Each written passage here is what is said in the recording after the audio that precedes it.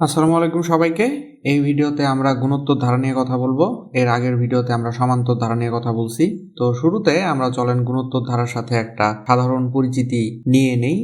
সমান্তর ধারার মধ্যে আমাদের কি হইতো? সমান্তর ধারার মধ্যে যেটা হইতো সেটা হইলো হয়তো কিছু একটা পরিমাণের নাম্বার প্রথম পদের সাথে যোগ হইতো, তারপর আমরা দ্বিতীয় পদ পাইতাম, এবং দ্বিতীয় পদের সাথে কিছু একটা নাম্বার যোগ হইতো, তারপরের পদটা পাইতাম, এরকম ভাবে হইতো। মানে মোটামুটি যোগ হয়ে হয়ে আসলে ধারাটা সামনের দিকে যাইতো। আর গুণোত্তর ধারার ক্ষেত্রে যে ব্যাপারটা সেটা হলো প্রথম পদের সাথে কিছু একটা সার্টেইন নাম্বার গুণ হবে। তো ধরলাম আমাদের এই যে ধারাটা, এটা গুণোত্তর ধারা আমি লিখতেছি। তো এই গুণোত্তর ধারার জন্য ধরলাম যে 2 গুণ হইতেছে প্রথম পদের সাথে, তো তারপরের পদটা কত হবে? 2। আবার এই 2 এর সাথে যদি আরো 2 গুণ হয় তাহলে হবে 4। এই যে 4, তার সাথে যদি আরো 2 গুণ হয় তাহলে যেটা হবে সেটা হলো 8। এরকম ভাবে মূলত গুণোত্তর ধারা সামনের দিকে যায়। তো সমান্তর ধারার ক্ষেত্রে কিছু ব্যাপার আমরা জানতাম, সেটা হলো এ দিয়ে প্রথম পদ চিহ্নিত করা হইতো। তো গুণোত্তর ধারার ক্ষেত্রেও এ দিয়ে প্রথম পদ চিহ্নিত করা হয়। সমান্তর ধারার ক্ষেত্রে আমরা ডি দিয়ে বোঝাইতাম সাধারণ অন্তর। আর গুণোত্তর ধারার ক্ষেত্রে যেহেতু কোনো কিছু যোগ হয় না, বরং গুণোত্তর ধারার সাথে এক একটা নির্দিষ্ট নাম্বার গুণ হয়, তো সেই জন্য গুণোত্তর ধারাতে আসলে সাধারণ অন্তর থাকে না। গুণোত্তর ধারাতে যেটা থাকে সেটা হলো সাধারণ অনুপাত। তো সাধারণ অনুপাতকে যেভাবে বের করতে হয়, এটার ক্যালকুলেশনের ব্যাপারটা হলো পরের পদ ডিভাইডেড বাই আগের পদ। আমি যদি এই গুণোত্তর ধারাটা নিয়ে কথা বলি, এইখানে পরের পদ দেখা যেতেছে 3, আর এইটার আগের পদ হলো 1। তো তাহলে 3কে 1 দিয়ে যদি আমরা ভাগ করি, তো তাহলে এই যে গুণোত্তর ধারাটা, তার জন্য আমাদের সাধারণ অনুপাত হবে 3। বা আপনি চাইলে এভাবে হিসাব করতে পারেন যে পরের পদ হিসাবে আমি 9কে চিহ্নিত করলাম, তার আগের পদ হলো 3। তো তাহলে আমরা যদি 9কে 3 দিয়ে ভাগ করি তাহলে আমরা পাবো 3। তো এই 3 হলো আমাদের এই যে পার্টিকুলার গুণোত্তর ধারাটা আছে তার জন্য সাধারণ অনুপাত। সমান্তর ধারার মধ্যে আমরা এনতম পদের সাথে পরিচিত হয়েছিলাম। গুণোত্তর ধারার ক্ষেত্রেও এনতম পদ আছে, এবং গুণোত্তর ধারার ক্ষেত্রে এনতম পদ যেভাবে কাজ করে সমান্তর ধারার ক্ষেত্রেও আসলে একইভাবে কাজ করে। তো সমান্তর ধারার ক্ষেত্রে আমরা দেখছিলাম যে এনতম পদ শেষ পদ হিসাবে আমরা চিহ্নিত করি, বা এইভাবে আমরা হিসাবটা করি। গুণোত্তর ধারার ক্ষেত্রেও সেম, কিন্তু সমান্তর ধারার ক্ষেত্রে আমরা যেই সূত্রটা শিখছিলাম এনতম পদ নির্ণয়ের জন্য, গুণোত্তর ধারার ক্ষেত্রে সেটা স্বাভাবিকভাবেই একই রকমের হবে না, কারণ যেহেতু ধারা দুইটার নেচার আলাদা। সমান্তর ধারার ক্ষেত্রে যোগ হয়ে হয়ে সামনের দিকে যাইতো, আর গুণোত্তর ধারার ক্ষেত্রে গুণ হয়ে হয়ে সামনের দিকে যাবে। তো এই জন্য অবশ্যই এনতম পদ নির্ণয় সূত্রটাও আলাদা হবে, এবং এনতম পদ নির্ণয় সূত্রটা হলো AR⁻n-1। এটাতে কিভাবে হিসাব করতে হয় সেই ব্যাপারে তো আমরা অবশ্যই আসবো আস্তে আস্তে। সমষ্টি নির্ণয়ের ক্ষেত্রে আমাদেরকে একটা ব্যাপার শুরুতে চিন্তা করে দেখতে হবে, বা আমাদের একটা ব্যাপার চেক করতে হবে। সেটা কি? সেটা হলো আর এর ভ্যালুটা কেমন। আর এর ভ্যালুটা যদি 1-এর চাইতে বড় হয়, তো সেক্ষেত্রে সমষ্টি নির্ণয়ের জন্য আমরা এই সূত্রটা ব্যবহার করব। আর যদি আর এর ভ্যালু 1-এর চাইতে ছোট হয়, তো সেক্ষেত্রে সমষ্টি নির্ণয়ের জন্য আমরা এই সূত্রটা ব্যবহার করব। যেমন ধরেন, এই যে গুণোত্তর ধারাটা এখানে দেয়া আছে, এই গুণোত্তর ধারার জন্য আমি দেখতেছি যে সাধারণ অনুপাত বা আর সেটা 1-এর চাইতে বড়। তো আমাদেরকে যদি এই যে ধারাটা আছে এইটার সমষ্টি নির্ণয় করতে বলতো, তো সেই ক্ষেত্রে আমরা এই সূত্রটা ব্যবহার করতাম। আবার যদি আমরা ধরি যে একটা ধারা আমাদের কাছে আছে এরকম 1 + 1/2 + 1/4, তো এই যে গুণোত্তর ধারাটা আছে, এই গুণোত্তর ধারার জন্য আমি যদি পরের পদকে আগের পদ দিয়ে ভাগ করি, তাহলে আমরা যেটা পাই সেটা হলো 1/2 বা হাফ। এটা অবভিয়াসলি 1-এর চাইতে ছোট। তো এই ধরনের ধারার ক্ষেত্রে আমাদেরকে যদি সমষ্টি নির্ণয় করতে বলতো, তো সেক্ষেত্রে আমরা এই সূত্রটা ব্যবহার করতাম। হোপফুলি এই স্লাইডের মধ্যে যা যা বলা হলো সেগুলো আপনাদের মনে থাকবে। আমি অবশ্যই রেকমেন্ড করব যে আপনারা এনতম পদ নির্ণয়ের যে সূত্রটা আছে এবং সমষ্টির জন্য কখন কোন সূত্রটা ব্যবহার করতে হবে সেটা আপনারা আগে জেনে নেবেন, বা আগে ভালোভাবে মনে রাখার চেষ্টা করবেন। তারপর যদি আপনারা অঙ্কগুলো বোঝার চেষ্টা করেন, তো সেক্ষেত্রে আমার মনে হয় সবচেয়ে ভালো ফলাফলটা আসলে এখান থেকে পাওয়া যাবে। তো সূত্রের যে ব্যাপার সেটা মোটামুটিভাবে এইটুকুই। এবার আমরা আরও কিছু সূত্রের সাথে পরিচিত হব। এই যে বক্সটা আছে, এই বক্সটা আমি নবম দশম শ্রেণীর যে সাধারণ গণিত বই আছে সেখান থেকে সরাসরি কপি করছি। এটা 13.2 একটা অধ্যায় আছে, তার আগের যে কিছু আলাপ আলোচনা থাকে তো সেখানে আপনারা পেয়ে যাবেন। প্রথম যে সূত্রটা আছে সেখানে আমরা দেখতেছি যে 1 + 2 + 3 এরকমভাবে আমাদের ধারাটা সামনে দিয়ে গেছে। তো এইটার জন্য সূত্রটা হলো n × n+1/2। তো এটাকে সাধারণভাবে আমরা যেটা মনে রাখতে পারি সেটা হলো এরকম যে দেখেন আমাদের 1, 2, 3 এগুলা কি? এগুলো তো স্বাভাবিক সংখ্যা। তো স্বাভাবিক সংখ্যা n পর্যন্ত স্বাভাবিক সংখ্যার যোগফল কিন্তু এখানে মূলত নির্ণয় করা হয়েছে। তো এটাকে আমরা এভাবে মনে রাখবো যে n সংখ্যক স্বাভাবিক সংখ্যার যোগফল। 2 নাম্বার যে সূত্রটা আছে সেটার দিকে যদি আমরা একটু তাকাই, তাহলে আমরা দেখতেছি যে স্বাভাবিক সংখ্যা যেগুলো আছে 1, 2, 3 এবং এরকম অসংখ্য n পর্যন্ত স্বাভাবিক সংখ্যা, সেগুলো সবগুলাকে স্কোয়ার করা হয়েছে। তো সবগুলাকে স্কোয়ার করে যদি আমরা যোগ করি তাহলে আমরা যে যোগফলটা পাবো সেটা এই যে সূত্রটা আছে এই সূত্রের মাধ্যমে খুব সহজেই ক্যালকুলেট করা যায়। তো এটাকে আমরা এইভাবে মনে রাখবো n সংখ্যক স্বাভাবিক সংখ্যার বর্গের যোগফল, যেহেতু স্কোয়ার করা হয়েছে এবং স্কোয়ার মানেই বর্গ, আপনারা সেটা জানেন। এবং 3 নাম্বার যে সূত্রটা আছে সেটার দিকে যদি আমরা একটু তাকাই, এখানেও আসলে স্বাভাবিক সংখ্যাগুলাই আছে এবং তাকে শুধুমাত্র ঘন করা হয়েছে। তো চাইলে আমরা এটাকে বলতে পারি যে n সংখ্যক স্বাভাবিক সংখ্যার ঘনের যোগফল। এখন আমরা যদি একটু কেয়ারফুলি দেখি যে n সংখ্যক স্বাভাবিক সংখ্যার যোগফলের যে সূত্রটা আছে n × n+1/2, তাকে যদি আমরা হোল স্কোয়ার করে দেই তাহলেই আমরা পেয়ে যেতেছি যে n সংখ্যক স্বাভাবিক সংখ্যার ঘনের যোগফল। এইখানে যদিও মনে হইতেছে যে আমাদের 3টা আলাদা আলাদা সূত্র মনে রাখতে হবে, কিন্তু আসলে না। আমরা যদি 1 নাম্বার সূত্রটাকে এইভাবে মনে রাখি যে n সংখ্যক স্বাভাবিক সংখ্যার যে যোগফল আছে সেটাকে যদি আমি স্কোয়ার করে দিই তাহলেই আমি n সংখ্যক স্বাভাবিক সংখ্যার ঘনের যোগফল পেয়ে যাব। তো সেই ক্ষেত্রে আমাদের মনে রাখতে একটু সুবিধা হবে। তো হোপফুলি এই স্লাইডের মধ্যেকার যে 3টা সূত্র আছে এই 3টা সূত্র আপনাদের খুব ভালোভাবে মনে থাকবে। এই সূত্রগুলা তুলনামূলকভাবে একটু বেশি ইম্পর্টেন্ট। এইখান থেকে বেশিরভাগ সময় দেখা যায় যে চাকরি পরীক্ষাগুলোতে বিভিন্ন রকমের প্রশ্ন এসে থাকে। তো চলেন এবার আমরা যেই প্রবলেমগুলো আজকের ভিডিওতে আমরা সলভ করব সেগুলোর দিকে একটু তাকাই।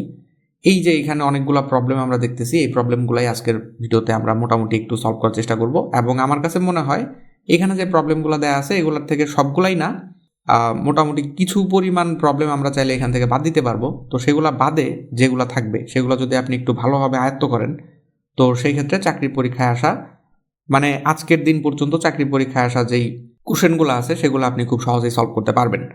তো চলেন আমরা আস্তে আস্তে সলভ করা স্টার্ট করি। এখানে আমরা দেখতেছি যে 64 + 32 এই যে একটা অঙ্ক দেয়া আছে এটার অষ্টম পদ নির্ণয় করতে বলছে। তো এখান থেকে ক্লিয়ারলি আমাদের n এর ভ্যালু হবে 8, আমাদের a এর ভ্যালু হবে 64, এবং যেহেতু আমাদের সাধারণ অন্তর থাকে না গুণোত্তর ধারাতে থাকে আমাদের সাধারণ অনুপাত, এবং সেটার জন্য আমরা যে ব্যাপারটা কিছুক্ষণ আগে শিখলাম যে পরের পদ ডিভাইডেড বাই আগের পদ। তো পরের পদ হিসাবে আমি যদি 32কে চিন্তা করি আর আগের পদ হিসাবে যদি 64কে চিন্তা করি তো তাহলে 32/64। তো এখান থেকে আমি পেয়ে যাচ্ছি হাফ। তো এটা হলো আমাদের r এর ভ্যালু। এখন আমাদের অষ্টম পদ নির্ণয় করতে বলছে। তো অষ্টম পদ মানে হলো nতম পদ। তো nতম পদ নির্ণয়ের যে সূত্রটা ছিল সেটা কি ছিল? ar⁻n-1। তো এখানে যদি আমি মানগুলো বসাই দিই, a এর ভ্যালু হলো 64, r এর ভ্যালু হলো হাফ, ইন্টু তার two the power n, n এর ভ্যালু হলো 8 - 1। তো তাহলে 64 ইন্টু হাফ তার টু দি পাওয়ার 7, 64 ইন্টু 1/2 এর মানে হলো 128। তো এটাতে যদি আমি এটাকে কাটাকাটি করি তাহলে আমি পাবো 2। তো তাহলে হবে হাফ। তো আমাদের এই যে প্রবলেমটা আছে তার অ্যান্সার হবে হাফ। তো হোপফুলি প্রথম যে সমস্যাটা আছে সেটা আপনারা খুব ভালোভাবে বুঝতে পারছেন। চলেন দেখি তারপরে কি আছে। এরপর আমরা যদি এই প্রবলেমটা একটু সলভ করার চেষ্টা করি, এখানে বলা আছে 3 + 9 + 27 ধারাটি প্রথম 14টি পদের সমষ্টি আমাদের নির্ণয় করতে হবে। তো তাহলে a এর ভ্যালু হলো 3, আর সেটার ভ্যালু হবে 9/3। তো তার মানে হলো 3, এইটা অবশ্যই 1 এর চাইতে বড়, এবং এইখানে 14টি পদের সমষ্টি নির্ণয় করতে বলছে। তো তাহলে n এর ভ্যালু হবে 14। তো r এর ভ্যালু যদি 1 এর চাইতে বড় হয় তো সেই ক্ষেত্রে আমাদের সমষ্টি নির্ণয়ের সূত্রটা কি ছিল? a × r⁻n-1/r-1। এটার ব্যাপারে আমরা আগের স্লাইডেই কথা বলছি। তো এবার যদি আমরা মানগুলো বসিয়ে দিই, এখানে এর ভ্যালু হলো 3, এরপর r এর ভ্যালু হলো 3, এবং তার টু দি পাওয়ার আমরা দিব n এর ভ্যালু, তার মানে হলো 14 - 1 ডিভাইডেড বাই r এর ভ্যালু হলো 3 - 1। তো এখান থেকে আমরা খুব সহজে লিখতে পারি 3/2 ইন্টু 3 টু দি পাওয়ার 14 - 1। আপনারা যদি নবম দশম শ্রেণীর যে বইটা আছে তার অ্যান্সারের মধ্যে দেখেন তো দেখবেন যে অ্যান্সারটা আসলে এইরকম ভাবেই দেয়া আছে।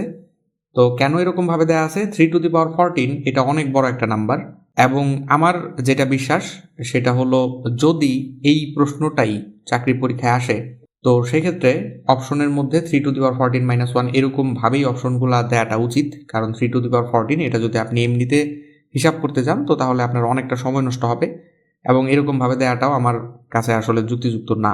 এই ধরনের কোশ্চেন যদি পরীক্ষায় চলে আসে তো সেক্ষেত্রে আপনারা অপশনের মধ্যে আসলে এরকমভাবেই অপশনগুলো পাবেন। তো এটা নিয়ে আসলে ভয় পাওয়ার কোনো কিছু নাই। আমরা যদি তারপরের ম্যাথে চলে যাই, চলেন দেখি সেটা কিভাবে আমরা সলভ করব। তারপরের যে সমস্যাটা আছে সেইখানে দেয়া আছে 128 প্লাস 64 প্লাস 32 ধারাটির কোন পদ হাফ। তো তাহলে আমরা যদি এখান থেকে চিহ্নিত করে ফেলি, এ এর ভ্যালু হলো 128, আর এর ভ্যালু কি হবে, পরের পদ ডিভাইডেড বাই আগের পদ যেহেতু, তাহলে 64 128, এটার ভ্যালু হবে হাফ। তো তাহলে কোন পদ হাফ? তো তাহলে আমরা ধরে নিলাম n তম পদ হাফ। তো তাহলে n তম পদ নির্ণয় সূত্র কি ছিল, ar⁻n-1 ইকুয়াল হলো হাফ। তো তাহলে a এর ভ্যালু আমরা এখানে বসাবো 128, আর এর ভ্যালু এখানে আমরা বসাবো হাফ, তার two the power n-1 equal হলো এই পাশে থাকলো হাফ। তো তাহলে have to the power n-1 equal এই যে 128 আছে সেটা অবশ্যই এই হাফের নিচের যে 2 আছে তার সাথে গুণ হবে, এখানে হবে 256। আমরা কিছুক্ষণ আগেই দেখলাম যে 2 to the power 7 equal to হইল 128। তো তাহলে নিশ্চয়ই 2 to the power 8 equal to 256 হবে। তো তাহলে আমরা এর পরের লাইনে লিখতে পারি হাফ ইন্টু n-1 ইকুয়াল 1/2 তার হোল টু দি পাওয়ার 8।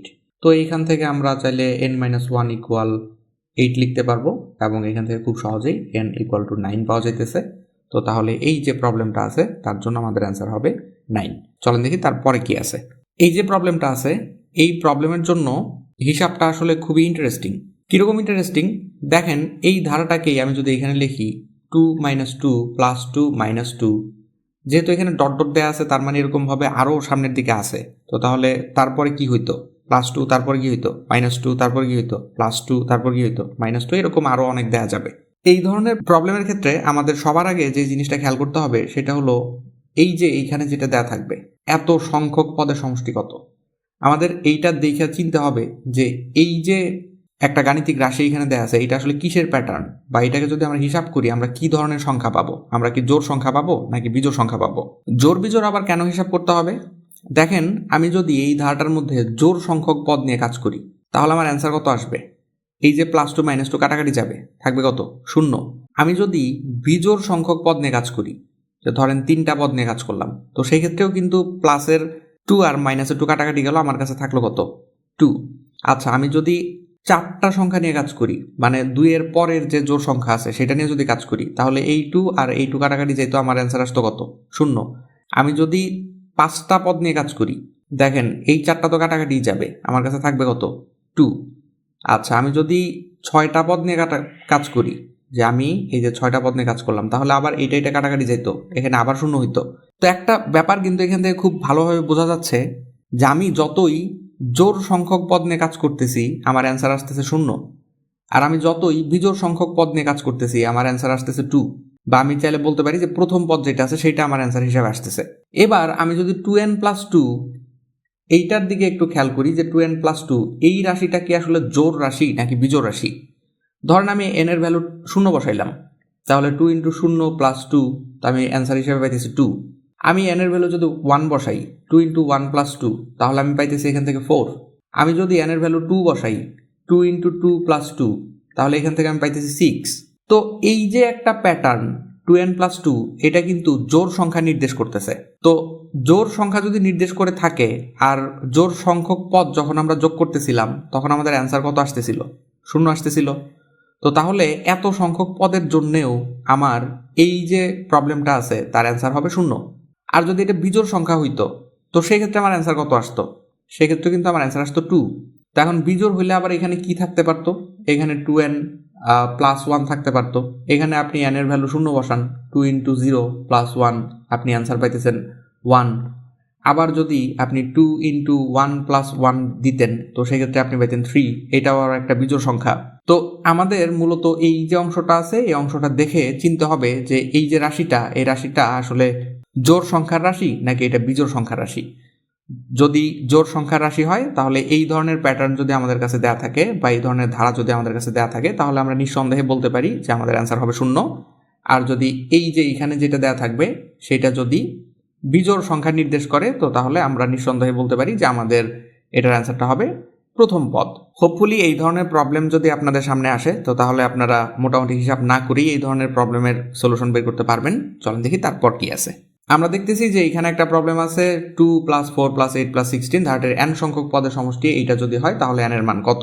আচ্ছা, a এর ভ্যালু এখানে কত, 2, আর এর ভ্যালু এখানে কত হবে 4/2 ইকুয়াল হলো 2, যেটা কিনা 1 এর চাইতে বড়। আর n সংখ্যক পদের সমষ্টি যদি এত হয় তাহলে n এর মান কত হবে সেটাই আমাদের বের করতে বলছে। তো তাহলে n এর মানই আমরা বের করব, আর n সংখ্যক পদের সমষ্টির কথা বলছে। তো তাহলে অবশ্যই আমাদেরকে এই প্রবলেমটা সমষ্টির সূত্র দিয়ে সলভ করতে হবে। তো সমষ্টির সূত্র আবার কয়টা আছে? দুইটা আছে।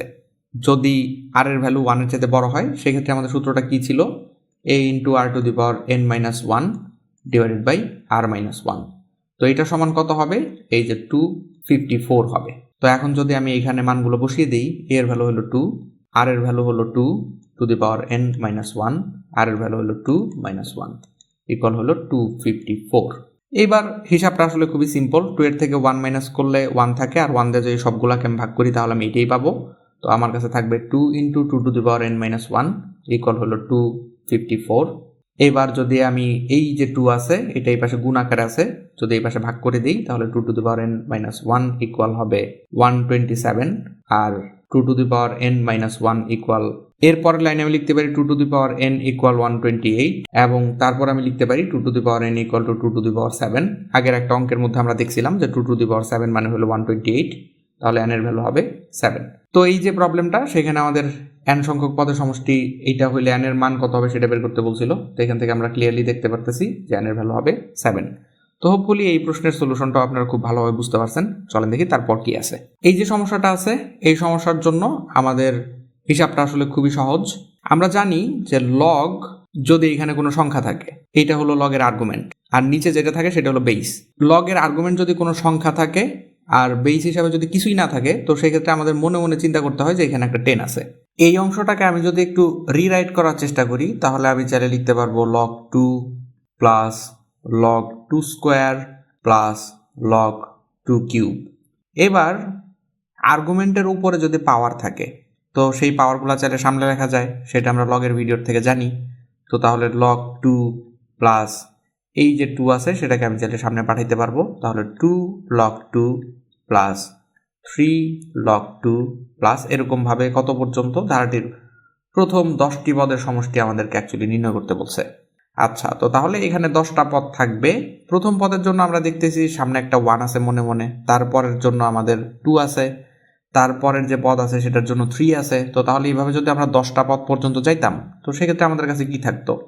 10 log 2, এটাই তো থাকার কথা স্বাভাবিকভাবে। আচ্ছা, ভালো কথা। তো তাহলে আমরা সব জায়গায় দেখতেছি যে আমাদের কাছে log 2 আছে। তো log 2 যদি থাকে তাহলে আমরা log 2 কমন নিতে পারবো, তাহলে log 2 আমরা কমন নিলাম। তো আমাদের প্রথমটার জন্য এখানে 1 থাকলো, পরটার জন্য 2 প্লাস তারপরটার জন্য 3 প্লাস এরকমভাবে শেষ পর্যন্ত আমাদের কাছে কত থাকবে? 10 থাকবে। এইটা আবার কি হয়ে গেল? এইটা হয়ে গেল যে n সংখ্যক স্বাভাবিক সংখ্যার যোগফলের সমষ্টির মতো লাগতেছে এটা আমাদের কাছে, তাই না? যে 1 প্লাস 2 প্লাস 3 প্লাস এরকমভাবে 10 পর্যন্ত। সেটার জন্য আমরা আবার সূত্র কি শিখছিলাম? n into n plus 1 divided by 2। তো এই যে অংশটা আছে এই অংশের মধ্যে আমরা কিন্তু চাইলে এই সূত্রটা অ্যাপ্লাই করতে পারবো।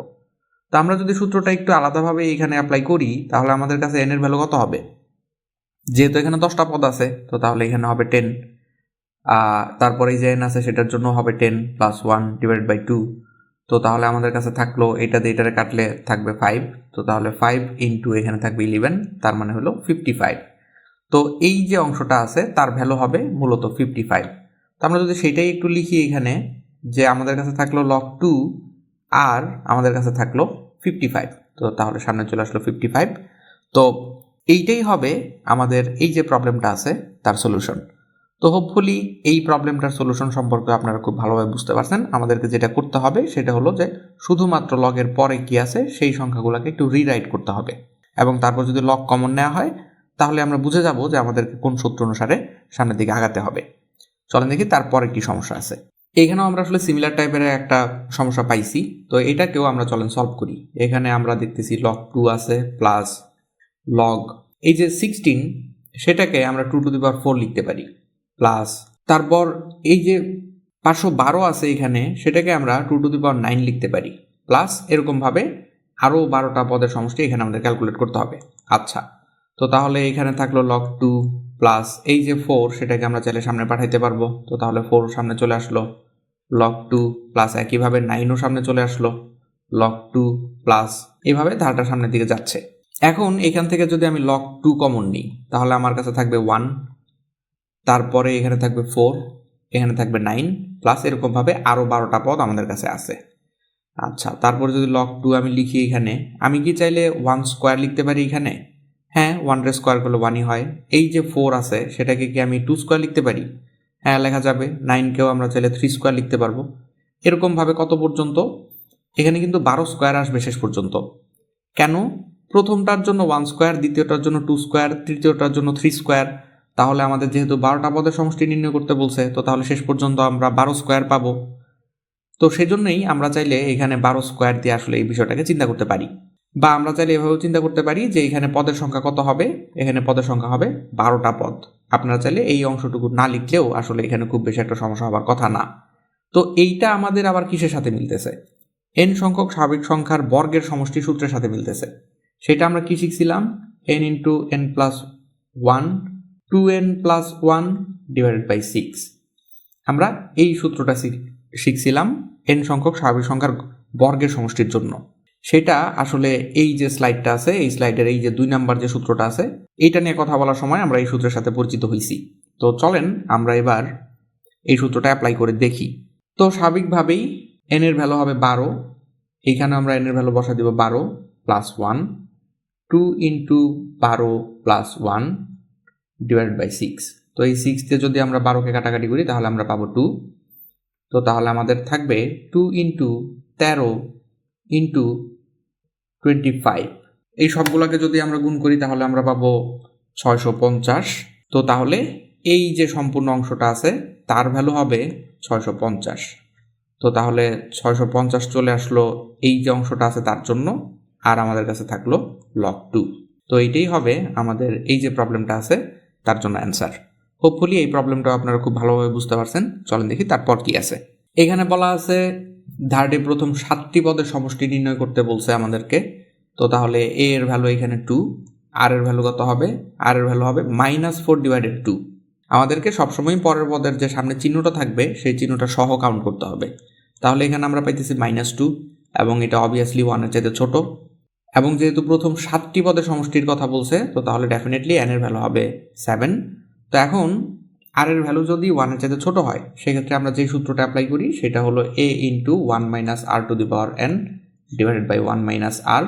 তো এইখানে আপনারা যদি সিম্পলি সূত্রটা অ্যাপ্লাই করেন তাহলেই আমার কাছে মনে হয় আপনারা এটার সলিউশনটা বের করতে পারবেন। তো এটা নিয়ে আমি আর কথা বাড়াইতেছি না, চলেন দেখি তারপরের প্রবলেমটা। এই ধরনের প্রবলেম নিয়েও কিন্তু আমাদের কথা বলা হয়েছে। আমাদের আগে ডিটারমাইন করতে হবে এই যে অংশটা আছে সেটা কি ধরনের রাশি। এখন 2n + 1, এখানে যদি n এর ভ্যালু আমি 0 বসাই +1 আমি পাইতেছি 1, তার মানে বিজোড় সংখ্যা। 2n + 1, এখানে আমি যদি n এর ভ্যালু 1 বসাই 2 × 1 + 1 তাহলে আমি পাইতেছি 3, এটাও একটা বিজোড় সংখ্যা। এরকমভাবে আপনি n এর ভ্যালু যাই বসান না কেন এখানে আপনি সবসময় একটা বিজোড় সংখ্যাই পাবেন। তার মানে হলো এই যে রাশিটা আছে এই রাশিটা একটা বিজোড় সংখ্যার রাশি। আর বিজোড় সংখ্যা যদি এই ধরনের ধারার ক্ষেত্রে দেয়া থাকে তো সেক্ষেত্রে আমাদের সাধারণত প্রথম পদটা হয় এই ধরনের ধারার সমষ্টি। তো আমরা চাইলে এই অঙ্কটা আসলে হিসাব না করেই বলে দিতে পারি যে এই অঙ্কটার অ্যান্সার হবে 1। এবং সেটা কেন হবে সেটা আমি ওই যে 2 - 2 + 2 - 2 যে একটা প্রবলেম আমরা কিছুক্ষণ আগে সলভ করলাম সেখানে আলাপ আলোচনা করছি। তো হোপফুলি সেটা আপনাদের মনে আছে। তো এটা নিয়ে আমি আর কথা বাড়াইতেছি না, চলেন দেখি তারপরের কি সমস্যা আছে। এই প্রশ্নগুলো খুবই কমন এবং খুবই ইম্পর্টেন্ট আমার কাছে মনে হয়। তো এই দুইটা সমস্যা যেহেতু একই, এর মধ্যে যে কোনো একটা সমস্যা আমি যদি সলভ করি হোপফুলি তারপরের সমস্যাটা আপনারা সলভ করতে পারবেন। এইটার মধ্যে আমাদের আসলে এই যে XYZ এর যে ভ্যালু বের করতে বলছে সেটার জন্য আপনার আসলে ঠিক কি দরকার হইতো এইটা একটু আমাদেরকে ভাবতে হবে। এখানে a এর ভ্যালু দেয়া আছে সেটা হলো 3। আমাদের x এর ভ্যালু খুঁজে বের করতে হলে কি করতে হইতো? আমরা যদি 3 এর সাথে কত গুণ করলে xটা পাওয়া যাবে সেটা যদি জানতাম তাহলেই কিন্তু x এর ভ্যালুটা আমরা খুব সহজে বের করতে পারতাম। আবার y এর ভ্যালু বের করতে বলছে সেটাও কিন্তু বের করা খুব ইজি হইতো যদি আমরা জানতাম যে x এর সাথে কত গুণ করলে আমরা y-টাকে পাবো। তো এখান থেকে খুব ক্লিয়ারলি বোঝা যাইতেছে আমরা যদি r এর ভ্যালুটা কোনো রকমভাবে এখান থেকে খুঁজে বের করতে পারি তো তাহলেই এই ম্যাথটা আমাদের পক্ষে সলভ করা সম্ভব। এখন r এর ভ্যালুটা আসলে কিভাবে বের করা যায়? আমরা দেখতেছি যে এখানে 1টা 2টা 3টা 4টা 5টা পদ দেয়া আছে।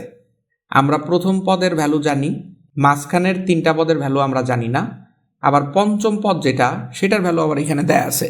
তা আমরা যদি এখন এইভাবে একটু চালাকি করি যে পঞ্চম পদ সেটা সমান হলো 243। তাহলে পঞ্চম পদ যদি আমাদেরকে বের করতে বলতো তো তাহলে আমরা nতম পদ নির্ণয়ের সূত্র দিতাম। তো nতম পদ নির্ণয়ের সূত্রটা এখানে আমরা কিভাবে অ্যাপ্লাই করতে পারি, ar⁻n-1 ইকুয়াল হলো 243, এটাই তো লিখবো অবশ্যই।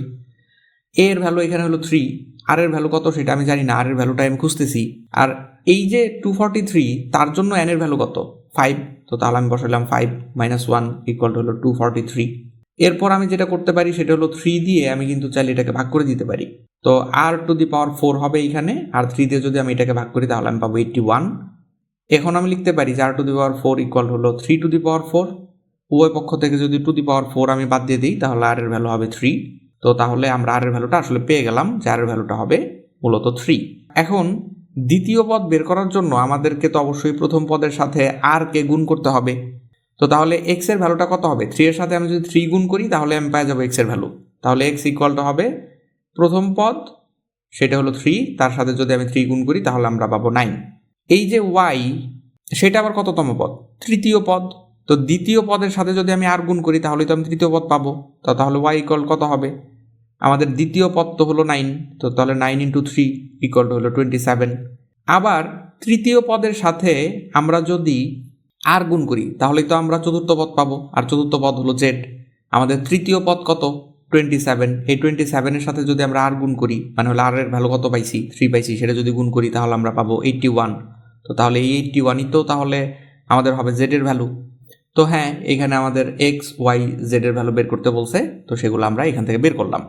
চাইলে এটাকে আমরা অন্যরকমভাবে করতে পারি। কিভাবে, x সেটা কি দ্বিতীয় পদ, তো তাহলে দ্বিতীয় পদ x ইকুয়াল কত হবে, আমরা যদি দ্বিতীয় পদ নির্ণয়ের সূত্রটা অ্যাপ্লাই করি ar⁻n-1, তো তাহলে a এর ভ্যালু হলো 3, আর এর ভ্যালু হলো 3, আর n এর ভ্যালু কত হবে, দ্বিতীয় পদের জন্য অবশ্যই 2ই হবে, তো তাহলে 2 - 1, এখানে হিসাব করলে 9 পাওয়া যাবে। আবার আমরা দেখতেছি যে y সেটা আবার কততম পদ, তৃতীয় পদ। তো তাহলে তৃতীয় পদ নির্ণয়ের সূত্রটা যদি আমরা অ্যাপ্লাই করি ar⁻n-1, ওই তো আগের মতোই, a এর ভ্যালু হলো 3 ইন্টু আর এর ভ্যালু হলো 3, তার টু দি পাওয়ার n এর ভ্যালু হবে 3, কারণ আমি যেহেতু তৃতীয় পদ হিসাব করতেছি তো তাহলে এটার জন্য আমাদের n এর ভ্যালু 3 হবে -1, তো তাহলে 3 × 3², তার মানে হলো 27। একইভাবে চতুর্থ পদের জন্য যদি আমি একইভাবে হিসাব করি, এটা অবভিয়াসলি y এর ভ্যালু বের করছি, চতুর্থ পদ যেহেতু z এর জন্য আমাদের একই রকমভাবে যদি হিসাব করি তাহলে আমরা পাবো 3 × 3⁴ - 1, এবং এইটাকে যদি হিসাব করা হয় তাহলে আমরা পাবো 81। এভাবেও চাইলে আসলে সলিউশনটা বের করা যায়। তো একইভাবে আমাদের তার আগের যে প্রবলেমটা আছে সেটা হিসাব করতে হবে। এখানে আমি দেখতেছি যে আমাকে প্রথম পদ দেয়া আছে, দ্বিতীয় এবং তৃতীয় পদটা দেয়া নাই, আমাকে চতুর্থ পদটা আবার দেয়া আছে। তো এইখানে যেরকম পঞ্চম পদ ইকুয়াল টু এইটা হিসাব করছিলাম, এটার জন্য আমাদের শুধুমাত্র করতে হবে চতুর্থ পদ ইকুয়াল টু এইটা, এবং বাকি প্রসেস আসলে এই প্রবলেমের জন্য যেটা ছিল এটার জন্য আসলে সিমিলারই হবে। তো হোপফুলি এই যে সমস্যাটা আছে এই সমস্যার সমাধান আপনারা নিজেরাই বের করতে পারবেন। আমরা চলেন তার পরের সমস্যাটা দেখি। এখানে আসলে দুইটা সমস্যা দেয়া আছে, এটা একটা সমস্যা এবং এইটা আবার আরেকটা সমস্যা। আমরা প্রথমে এই প্রবলেমটা সলভ করব, তারপর আমরা এই প্রবলেমের দিকে যাব। এবার আমরা এই প্রবলেমটা একটু সলভ করার চেষ্টা করব। এখানে আমাদের কাছে দেয়া আছে যে পঞ্চম পদ সমান এত। আচ্ছা, তো তাহলে আমরা লিখতে পারি পঞ্চম পদ সেটা সমান হলো 2√3/9। তো তাহলে পঞ্চম পদ নির্ণয় করার জন্য যদি আমরা সূত্র লিখি তাহলে ar⁻5 - 1 এটাই হবে অবশ্যই 2√3/9। আচ্ছা, তো তাহলে ar⁴ হচ্ছে এখানে 2√3/9, এটা আমরা ইকুয়েশন পেলাম। আবার আমরা দেখতেছি যে আমাদের কাছে দেয়া আছে দশম পদ সমান এত। তো এখন যদি আমরা দশম পদ নির্ণয়ের জন্য সূত্র লিখি তাহলে দশম পদ সেটা সমান হবে 8√2/81। এখানে যদি আমরা একইভাবে হিসাব করি তাহলে আমরা পাবো ar⁻9 ইকুয়াল 8√2/81। তো এটা হলো আমাদের কাছে 2 নাম্বার ইকুয়েশন। আমাদের তৃতীয় পদ যদি নির্ণয় করতে হয় তাহলে অ্যাকচুয়ালি আমাদের কি দরকার, আমরা অবশ্যই একটা সূত্র অ্যাপ্লাই করব এখানে ar⁻3 - 1, তাই না, যেহেতু তৃতীয় পদ নির্ণয় করতে বলছে তাহলে ar⁻ এখানে 2 হবে একটা। এইখানে যদি আমরা a এর ভ্যালু এবং r এর ভ্যালু বসা দিতে পারি তাহলেই কিন্তু আমাদের কাজ শেষ, তাই না। তো সেই জন্য আমাদের a এর ভ্যালুটা কত সেটা আমাদের দরকার এবং r এর ভ্যালুটা কত সেটা আমাদের দরকার। তো এখন আমাদের কাছে যে দুইটা ইকুয়েশন থাকলো এই যে একটা ইকুয়েশন এবং এই যে একটা ইকুয়েশন, এই দুইটা ইকুয়েশন ইউজ করার মাধ্যমে আমাদের আসলে এ এবং আর এর ভ্যালুটা অ্যাকচুয়ালি খুঁজে বের করার চেষ্টা করতে হবে এখান থেকে। তো সেটা বের করার জন্য আসলে পদ্ধতিটা খুবই সহজ। আমরা যদি 2 নাম্বার ইকুয়েশনকে 1 নাম্বার ইকুয়েশন দিয়ে ভাগ করি তাহলেই আমরা আসলে খুব সহজেই আর এর ভ্যালুটা এখান থেকে খুঁজে পাবো। সেটা কিভাবে? A R to the power 9 divided by A R to the power 4 equal, আমি লিখতে পারি এ আর টু দি পাওয়ার 9 সেটা সমান কত ছিল? সেটা সমান ছিল এইটা। তাহলে 8√2 ডিভাইড বাই 81 আসবে এখানে। আর এ আর টু দি পাওয়ার 4 সমান কত ছিল? এইটা। তো তাহলে 2√3 ডিভাইড বাই 9 আসবে এখানে। তো আমরা যদি এখানে হিসাব করি তাহলে আমরা হিসাবটা এইভাবে করতে পারি যে এই যে সম্পূর্ণ অংশ তাকে আমরা এই যে সম্পূর্ণ অংশ সেটাতে ভাগ করতেছি। তো সেটাই যদি আমি একটু লিখি যে 8√2 ডিভাইড বাই 81 সেটাকে আমি ভাগ করতেছি 2√3 ডিভাইড বাই 9 দিয়ে। এর পরের লাইনে আমি খুব সহজেই 8√2 divide by 81 into 9 divide by 2√3 লিখতে পারি। কারণ আমরা জানি যে ভাগ যদি থাকে ভাগের পরিবর্তে আমাদেরকে গুণ দিতে হয় এবং পরবর্তী যে সংখ্যাটা থাকে সেটাকে আমাদের উল্টায় দিতে হয়। তো সেই কাজটাই মূলত এখানে করা হয়েছে। তো 9 দিয়ে যদি আমরা 81কে কাটাকাটি করি তাহলে আমরা পাবো 9, আর এই যে 2 সেটাতে যদি 8কে কাটি তাহলে আমরা পাবো 4। তাহলে এখান থেকে খুব সহজে আমরা পাইতেছি 4√2 ডিভাইড বাই 9√3। আবার এখানে এ এবং এও চাইলে কাটাকাটি করা যায় এবং আর টু দি পাওয়ার 4 দিয়ে যদি আমরা আর টু দি পাওয়ার 9কে কাটি তাহলে আমরা পাবো আর টু দি পাওয়ার 5। তাহলে আলটিমেটলি আমাদের কাছে যেটা থাকে সেটা হলো R to the power 5 equal 4√2 divide by 9√3। এইখান থেকে আমরা খুব সহজে যেটা লিখতে পারি সেটা হলো R to the power 5 equal √2 divide by √3 তার হোল টু দি পাওয়ার 5। সেটা আবার কিভাবে দেখেন, এইটার মানেটা কি? এটার মানে হলো √2 তার টু দি পাওয়ার 5 করতেছি, আবার √3 তার টু দি পাওয়ার 5 করতেছি, তাই তো? এখন আমরা যদি √3 ইন্টু √3 ইন্টু √3 ইন্টু √3 ইন্টু √3 করি, মানে হলো 5টা √3 যদি আমরা গুণ করে একটু দেখার চেষ্টা করি যে আসলে আমাদের 9√3 আসতেছে কিনা, তাহলেই তো আমাদের লেখাটা অ্যাপ্রোপ্রিয়েট। এই দুইটা যদি গুণ করি তাহলে আমি পাবো 3, এই দুইটা যদি গুণ করি তাহলেও পাবো 3, আর আমার কাছে একটা √3 গুণ আকারে থাকলো। এই দুইটা যদি আবার গুণ করা হয় তাহলে আমরা পাবো 9, আর এই যে √3 একটা থাকলো। তো আমি যেটা দেখলাম সেটা হলো যে 5টা √3 যদি আমি গুণ করি তাহলে আমি খুব সহজেই 9√3 পাই। একইভাবে আপনারা যদি 5টা √2 গুণ করে দেখেন তাহলেও দেখবেন যে 4√2 আপনারা খুব সহজে এখান থেকে পাচ্ছেন। তো এর পরের লাইনে আমি লিখতে পারি r2 ইকুয়াল √2 ডিভাইড বাই √3, কারণ হলো এই যে উভয় পক্ষ থেকে আমরা টু দি পাওয়ার 5 অমিট করে দিয়েছি। তাহলে আমাদের একটা উদ্দেশ্য পূরণ হলো যে আমরা এ এবং আর এর ভ্যালু বের করতে চাইছিলাম। তো সেখান থেকে আমাদের আর এর ভ্যালু বের করা শেষ। এবার আমরা এ এর ভ্যালুটা বের করার চেষ্টা করব। এ এর ভ্যালুর জন্য আসলে কাজটা খুবই সহজ। আমাদের এই যে একটা ইকুয়েশন আছে আর এই যে একটা ইকুয়েশন আছে, যে কোনো একটা ইকুয়েশনে যদি আমরা আর এর ভ্যালুটা বসিয়ে দেই তাহলেই আমরা খুব সহজে এখান থেকে এর ভ্যালুটা খুঁজে পাবো। তো চলেন আমরা 1 নাম্বার সমীকরণে আর এর ভ্যালুটা বসানোর মাধ্যমে এ এর ভ্যালুটা খুঁজে বের করার চেষ্টা করি। 1 নাম্বার সমীকরণ ছিল এইটা, তারপরের লাইনে আমি শুধুমাত্র মানটা বসাইছি, তাছাড়া আসলে কোনো কিছু এখানে ওইরকম আহামরি করা হয় নাই। তাহলে এ এইখানে আমরা লিখতে পারবো 4, নিচে লিখতে পারবো 9 ইকুয়াল 2√3 ডিভাইডেড বাই 9। তো এখানে 4 কিভাবে হলো এবং নিচে 9 কিভাবে হলো সেটাও আসলে ব্যাপারটা খুব ইজি। এই যে √2 আছে তার টু দি পাওয়ার 4, তার মানে হলো আমাদের 4টা √2 গুণ করতে হবে। তো আমরা যদি √2 ইন্টু √2 ইন্টু √2 ইন্টু √2 করি তাহলে এই দুইটা গুণ করলে 2 পাওয়া যাবে, এই দুইটা গুণ করলে 2 পাওয়া যাবে, আবার এই 2 আর এই 2 যদি গুণ করি তাহলে আমরা পাবো 4। একইভাবে 4টা √3 যদি আপনি গুণ করেন দেখবেন যে খুব সহজে আপনি 9 হচ্ছে সেটা আপনি বুঝে যাবেন। তো এবার এই 9 এবং এই 9 আমরা চাইলে বাদে দিতে পারি। এই যে 2 আছে সেটাতে আমরা 4কে যদি কাটি তাহলে 2 পাওয়া যাবে। তাহলে 2a ইকুয়াল √3 হলো এখানে, আর a ইকুয়াল তাহলে কত হবে? √3 ডিভাইডেড 2।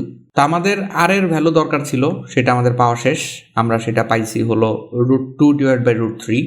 আমাদের a এর ভ্যালু দরকার ছিল, সেটাও আমাদের পাওয়া শেষ, √3 ডিভাইডেড বাই √2, সেটাও আমরা পেয়ে গেছি। এইবার আমাদের তৃতীয় পদ নির্ণয় করতে বলছে। তো এখন তৃতীয় পদ নির্ণয় করতে বলুক আর যা মন চায় তাই বলুক, সেটা আসলে সবকিছু এখান থেকে এখন খুঁজে বের করা সম্ভব।